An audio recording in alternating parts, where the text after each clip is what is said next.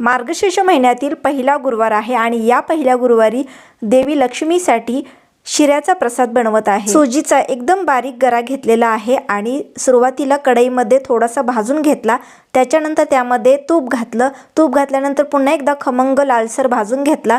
जितका गरा घेतलाय तेवढी साखर घेतलेली आहे। साखरेला कमी नाही, कारण साखर माहेरहून कारखान्याची साखर येते, त्यामुळे साखरेला प्रमाण नाही। आता हे भाजून झाल्यानंतर यामध्ये दूध घातलेलं आहे। दूध घातल्यामुळे हा शिरा एकदम सुटसुटीत तयार होतो आणि त्यामध्ये ड्रायफ्रुट्स घातलेले आहेत। आमच्या भागात बेदाणे तयार होतात, त्यामुळे प्रत्येक पदार्थामध्ये बेदाणे घातले जातात। बेदाणे आणि काजू घातलेले आहेत।